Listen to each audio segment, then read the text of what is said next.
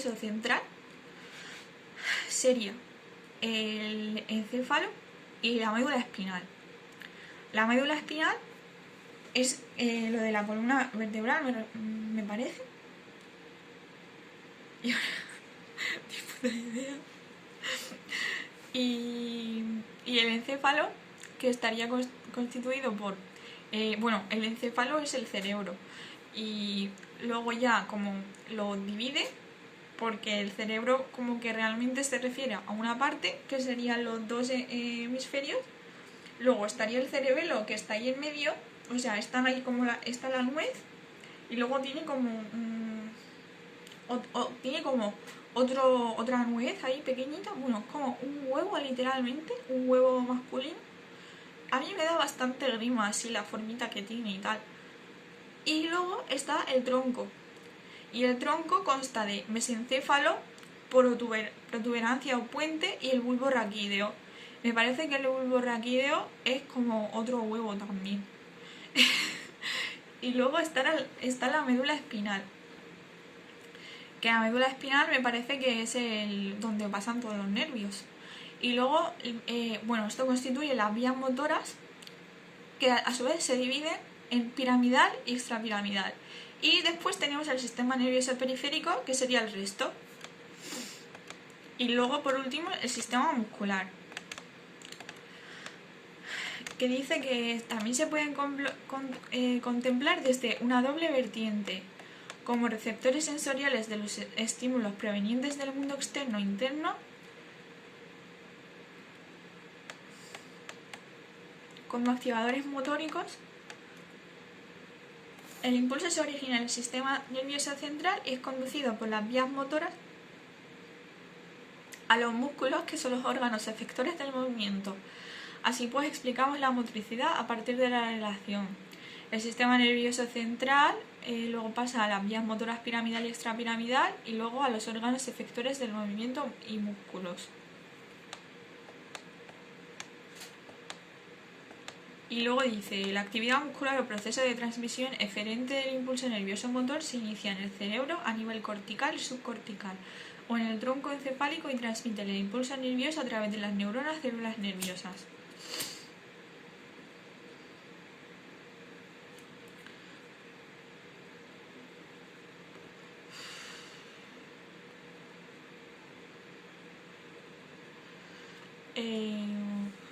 Vamos, que ¿cómo que empieza en el tronco? No sé. Y total, ahora ya empieza a explicar las neuronas. Pues aquí dice que empieza el sistema, que la transmisión del impulso nervioso motor empieza en el tronco, pues empezar en el tronco, no lo sé. Y aquí explica ahora qué son las neuronas. Las neuronas son las unidades básicas que componen el sistema nervioso motor y por lo tanto componentes de las vías motoras del sistema nervioso central, piramidal y extrapiramidal, y del sistema nervioso periférico, nervios raquídeos y nervios craneales. El impulso nervioso pasa de una célula a la siguiente en una operación que se denomina sinapsis. Bueno, ¿qué quiere decir? Que nuestro cerebro está formado por neuronas, que es la unidad más pequeña y funciona como una especie de energía que genera, y explica también cómo es. Bueno, voy a primero explicar cómo son las neuronas y luego cómo generan la energía y lo que sería la sinapsis. Bueno, pues como si fuera un espermatozoide, más o menos, como tiene colita, o sea, tiene un cuerpo celular y tiene una colita. Y el cuerpo celular tiene el núcleo, como una célula, ¿no? Tiene el núcleo y dentro tiene el nucleolo, que son como dos núcleos, o sea, tiene un núcleo y dentro tiene un núcleo más pequeño, que es el nucleolo. Y es como una estrella. Imaginemos que esta es la cabeza, ¿no?, de la neurona. Es como una estrella y aquí tiene como si fueran raíces de un árbol. Aquí tiene raíces así pequeñitas y estas raíces se llaman dendritas. Y luego tiene la colita y aquí te lo como que te lo dice por partes cómo es. Tiene la base de axón que es justo donde pues empieza a tener la colita, pues esto sería la base de axón, esta es la cola. Luego sería el axón, porque es como una salchicha aquí, como si fuera un montón de un embutido que tiene cortes y tal. Y luego termina el axón y luego empieza donde hace el corte nódulo de Ranvier. Luego te pone célula de Schwann, porque en el axón, bueno, te dice que, a ver, el axón es en sí la colita, pero estas colitas están como si fueran embutidos que tienen cortes, pues como que está recubierto de una cosa, ¿no? Y ese recubrimiento se llama vaina de mielina. O sea, son como vainas. Ahí lo dice. Y dentro tiene como si fuera una semilla que se llama la célula de Schwann. Y donde hace el corte esta vaina, que son como embutidos que hacen cortes, se llama nódulo de Ranvier. Y cuando esta colita se une con otra neurona, que otra vez empieza, o sea, tiene la cabeza, la cola, cabeza, cola, cabeza, cola, y la cola de la otra neurona hace unión con las dendritas de la cabeza del siguiente neurona, eso se llama sinapsis, que es como un estímulo eléctrico. No sé si aquí pasa, si lo dice así. Bueno, total, pues tenemos como actividad eléctrica en el cerebro y eso son las neuronas haciendo sinapsis. Aquí dice, las sinapsis son uniones especializadas mediante las células, mediante las cuales las células del sistema nervioso, las neuronas envían señales de unas a otras y a células no neuronales como las musculares. Bueno, sí, aquí dice. La transmisión del impulso nervioso entre neuronas se realiza de dos maneras. Esta me encanta. Una es la sinapsis eléctrica y otra es la sinapsis química. La sinapsis química es súper guay. Bueno, dice, la eléctrica por el cambio de valor iónico de polo positivo a negativo o al revés, de unas células a otras.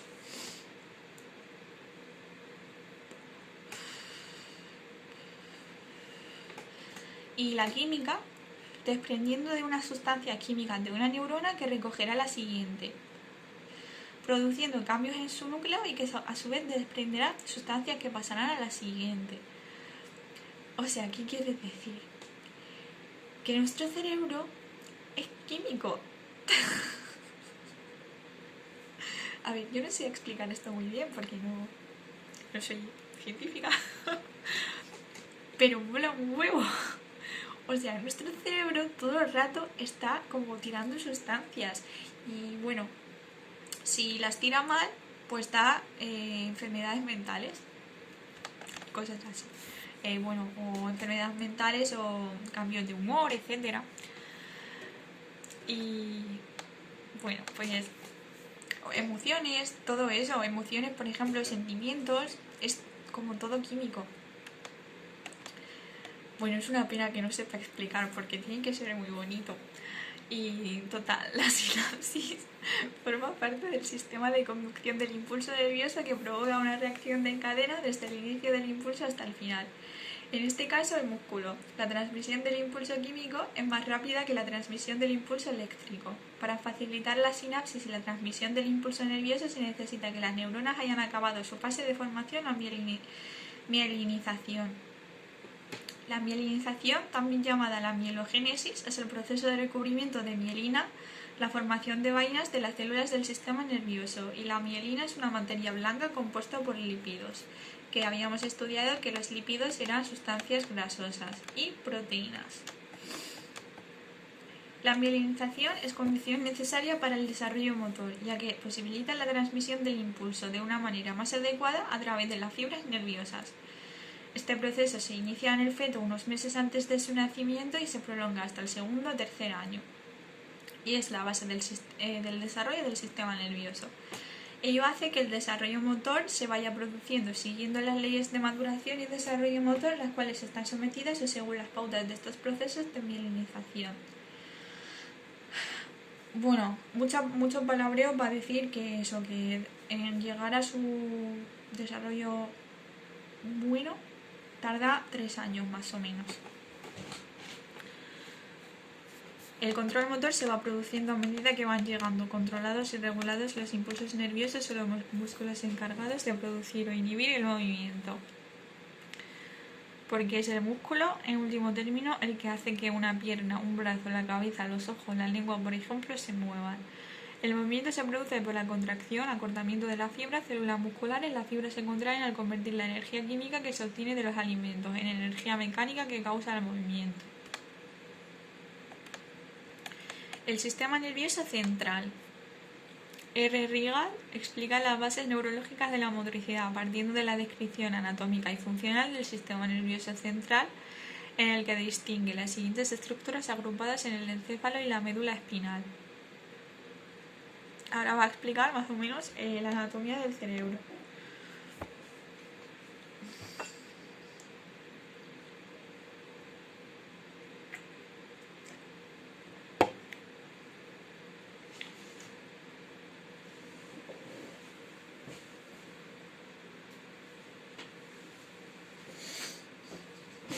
Qué ansiedad. Bueno, pues tendríamos el encéfalo, la porción más voluminosa del sistema nervioso, y está contenido en el cráneo. Caja ósea destinada a proteger el encéfalo.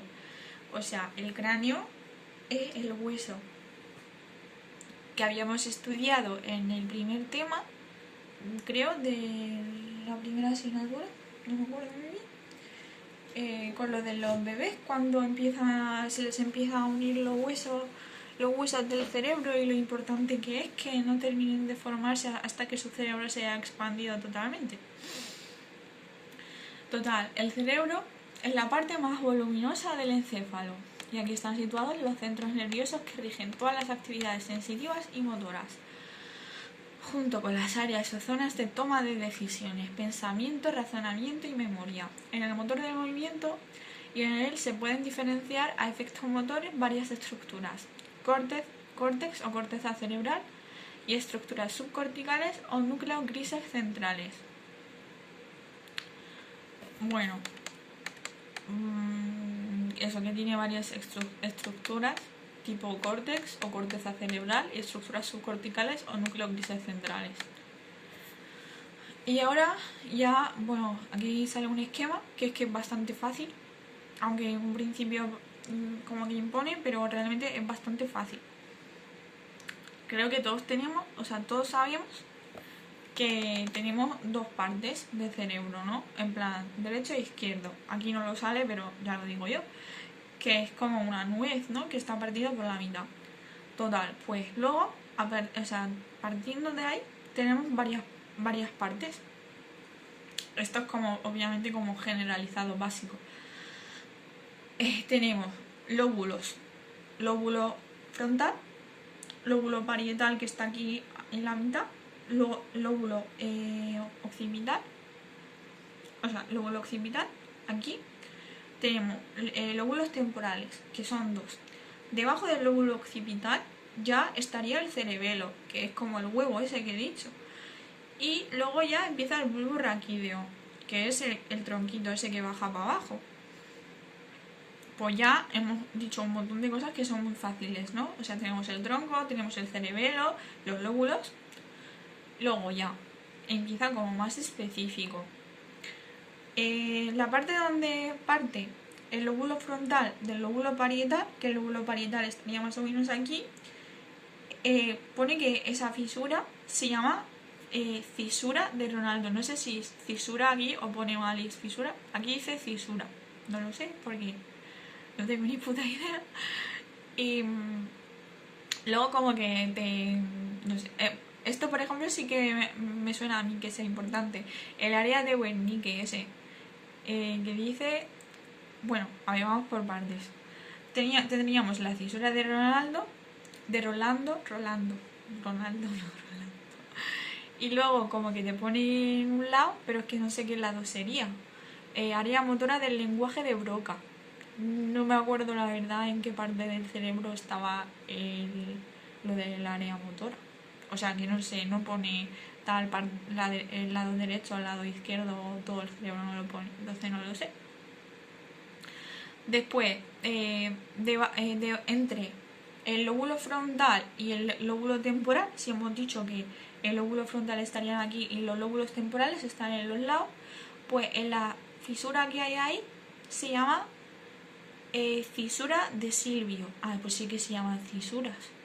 Pues se llama fisura de Silvio, ¿no? Lo que parte del lóbulo frontal, del lóbulo ¿cómo era? Lóbulo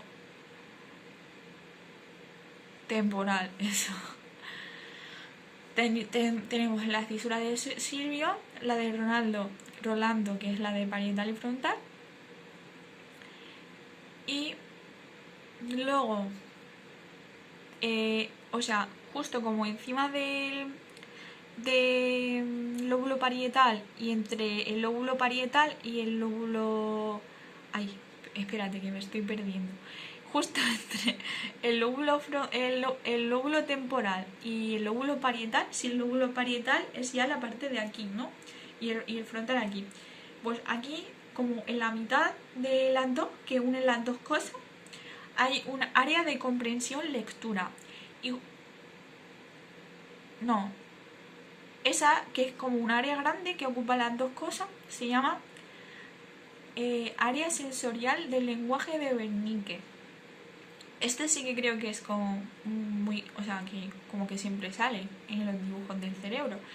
Y luego, justo detrás tiene como un punto que es infinitamente más pequeño que dice área de comprensión de la lectura. Y luego ya tenemos el lóbulo occipital y bueno, ya tenemos el cerebelo y... O sea, el cerebelo este es como un huevo y aquí está el tronco, ¿no? Pues en la parte de delante, o sea, si esto sería la parte de atrás del cerebelo, pues la de delante, que quedaría por aquí, hay una cosa que se llama puente de Barolio. Puente de Barolio. Que creo que se llama así porque, no lo sé, pero creo que es porque une el lóbulo temporal con el cerebelo. Puede ser, no lo sé. O como que une el cerebro con el bulbo raquídeo. Ni idea. Es que conmigo no se puede estudiar así porque no tengo ni puta idea de lo que estoy hablando. Bueno, pues luego dice que tenemos lo que divide la nuez. O sea, eso entero está dividido el cerebro, ¿no? Pues esta división entera se llama fisura longitudinal. Y bueno, luego dice lóbulo frontal, área premotora, que se quedaría por aquí. Circunvolución frontal ascendente, por aquí. Circunvolución parietal ascendente, lóbulo parietal y lóbulo occipital. Y ya está. ¿Qué te parece? Y luego dice, aunque el cerebro funciona como una unidad, se puede considerar que en su superficie hay unas zonas o áreas relacionadas con algunas funciones más o menos específicas.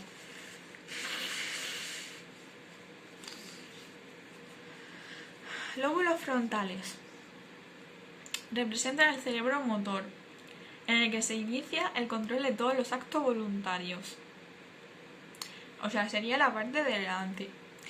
En la región prefrontal se origina la programación de actos voluntarios y se regula la integración de lo racional, lo instintivo y lo afectivo.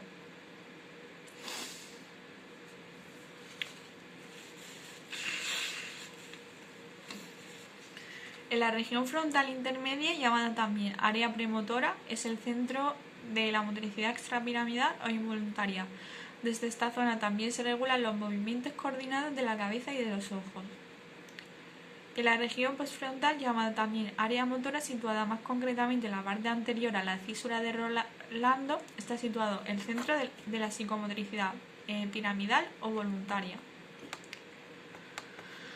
Los lóbulos parietales, occipitales y temporales o cerebro de conocimiento, su función es recibir, analizar, descifrar y almacenar la información que se recibe del exterior. En el lóbulo parietal, por la parte posterior o la cisura de Rolando, está el área donde se recoge la información sensorial que puede ser la causa de las reacciones en forma de movimientos. El córtex o la corteza cerebral es la parte externa del cerebro que permite que la persona posea un control voluntario sobre cómo reaccionar frente a los estímulos sensitivos y sensoriales. Es decir, es una especie de almacén donde se depositan muchos modelos de respuestas motóricas. Si te fijas en la figura 5, mirando lentamente, se ha dividido el cerebro en 4 lóbulos: frontal, parietal, occipital y temporal, con 2 hendiduras profundas llamadas cisura de Silvio y cisura de Rolando. Mirando de frente desde arriba,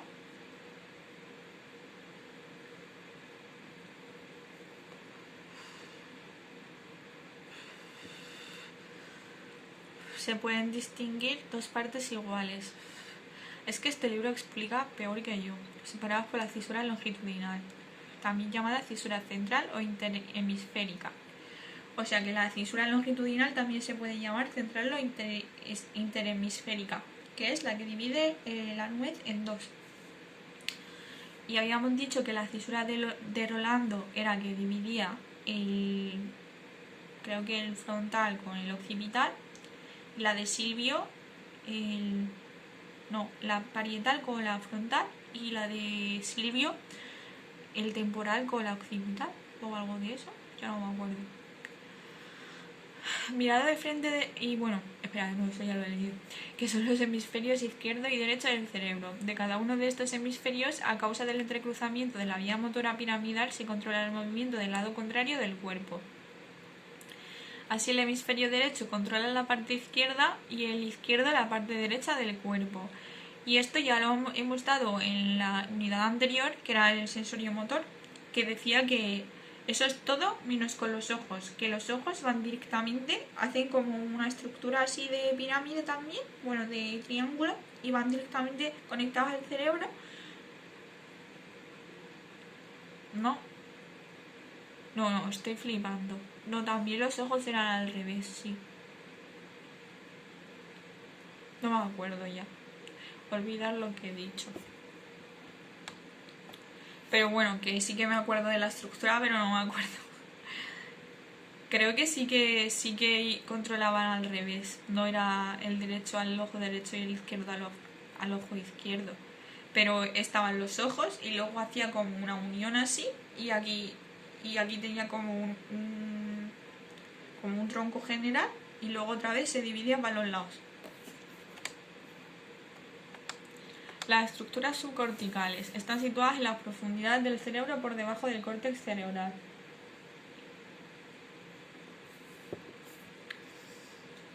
Vale, ¿qué son las estructuras subcorticales?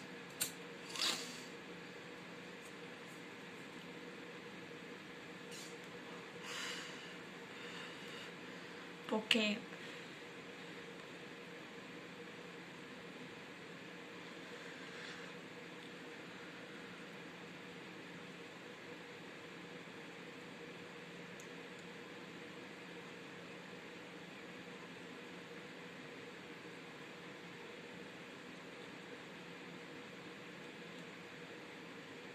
no sé, lo pone un poco raro, o sea, no entiendo si están dentro del cerebro o están recubriendo el cerebro, porque aquí dice que es sustancia gris. Están constituidos por 4 masas de sustancia gris, los ganglios basales, enclavados en la sustancia blanca de los hemisferios cerebrales, y se conectan con la corteza cerebral, tálamo y otras áreas corticales, formando parte del sistema extrapiramidal. Aseguran que la coordinación de los movimientos de todo el cuerpo y favorecen la ejecución por los actos voluntarios especializados, como la escritura. Permiten también el mantenimiento de las posturas e inhiben el tono. Las lesiones en estos núcleos originan hiperactividad motriz expresada a través de movimientos involuntarios, rápidos y desordenados, o por el contrario, rigidez muscular y cierta inmovilidad. El tálamo es una masa grande de sustancia gris localizada en la cara media y posterior de cada hemisferio. Constituye el gran centro de relevo de casi todas las vías sensitivas y sensoriales que se dirigen a la corteza cerebral Las fibras nerviosas ascendentes hacen sinapsis en sus núcleos. Desde un punto de vista motor, su función es la de facilitar e inhibir impulsos motores del córtex cerebral. Desempeña un papel muy importante en la selección de la información. El cerebelo. Si nos fijamos de nuevo en la figura, bla bla bla, es un órgano que controla la motricidad, regula el tono y el equilibrio estático y dinámico, con la posición de pie y en marcha. Así pues ejerce una importante acción reguladora del movimiento y de la actividad muscular. Para ello recibe información de los distintos sectores implicados en el movimiento: córtex cerebral, músculos, visión, audición, sistema vestibular, por lo que puede ejercer sus funciones motoras del control postural y la coordinación motora en los movimientos voluntarios y automáticos. El tronco encefálico o tallo cerebral está situado a la base del cerebro, entre la médula y los núcleos grises centrales. Está dividido en 3 segmentos. El tronco encefálico o tallo cerebral, en 3: mesencéfalo, protuberancia y bulbo raquídeo. El mesencéfalo es el lugar de paso de tractos nerviosos que une las estructuras situadas por encima y por debajo de él. Es que como no tiene dibujo, es que yo qué sé, tío, este libro lo hicieron los subnormales, porque es que no me gustaría saber en qué se basaron para hacer este libro, porque es que no tienen dibujos ni nada y está bastante mal explicado. Entonces, pues, ¿cómo voy a saber yo dónde está el mesencéfalo si no me pones un puto dibujo? A ver, seamos lógicos. Creo que no fue una buena idea beberme una cerveza para estudiar, pero bueno, ya es tarde para eso. Total, que es un lugar de paso de tractos nerviosos que une las estructuras situadas por encima y por debajo de él.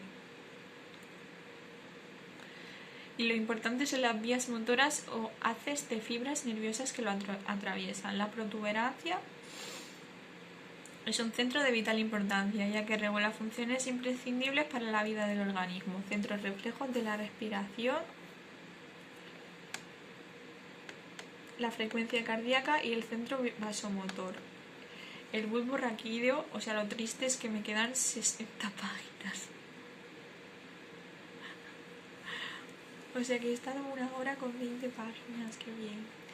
El bulbo raquídeo es un centro de vital importancia, ya que es donde se lleva a cabo el control automático básico de las funciones corporales básicas como la respiración y la circulación. La función motora principal del bulbo raquídeo es servir de estación de relevo para el paso de impulsos entre la médula espinal y el encéfalo. Vale, ya salió el dibujo al final, qué bien. Pues estaría el tronco este y el mesencéfalo es como unos 4 huevitos, salen ahí 4 huevitos pequeños, como que está el tronco así, aquí hay 4 huevitos pequeñitos. Sería el mesencéfalo, luego el huevo grande que tiene abajo es la protuberancia y luego ya el tronco en sí, como que ya hace para abajo, el bulbo raquídeo. Ya pasamos a la médula espinal. La parte inferior del sistema nervioso central está alojado en el conducto raquídeo, que se extiende a lo largo de la columna vertebral y le proporciona protección. La médula espinal forma un tronco cilindroideo que comienza en el bulbo raquídeo y se prolonga hasta la segunda vértebra lumbar, terminando en una porción afilada llamada cono medular, de donde sale una prolongación fibrosa. La médula espinal conduce los impulsos nerviosos y la base de la motricidad refleja. A ver, es que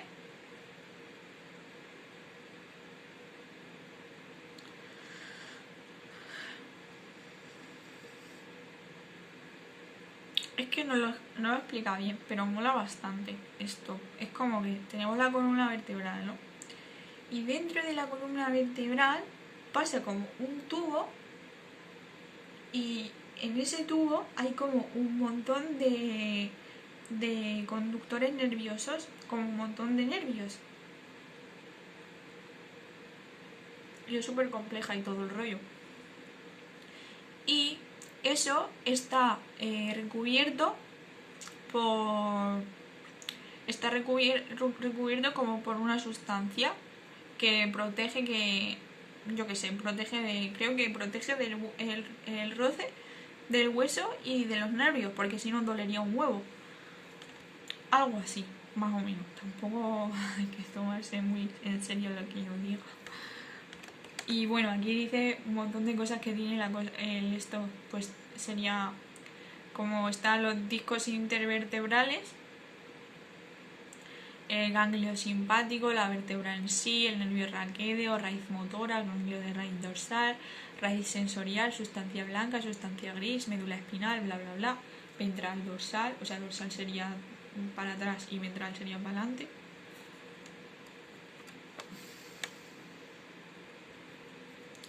Bueno, y la porción afilada esta, donde sale una prolongación fibrosa, también, o sea, se llama filum terminale. Ole, filum terminale.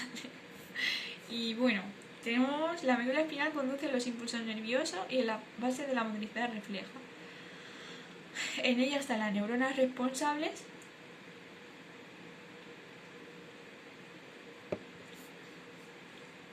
del tono y las posturas.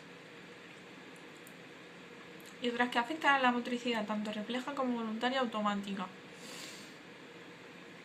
Por eso, cuando alguien tiene un accidente y se da un mal golpe en la columna vertebral, se puede quedar inválido. Y es porque, o sea, sí, lo voy a explicar. Es porque su cerebro, o sea, se han dañado sus nervios. Entonces su cerebro le envía una señal a su pierna, que sigue teniendo las piernas. Esto es lo que estaba intentando explicar al principio, ¿vale? Que es, o sea, por ejemplo, yo misma, ¿no? Yo mismo, ahora mismo, puedo mover mis extremidades perfectamente. Mi cerebro está lo suficientemente desarrollado, o sea, está bien desarrollado para que yo pueda mover todo mi cuerpo.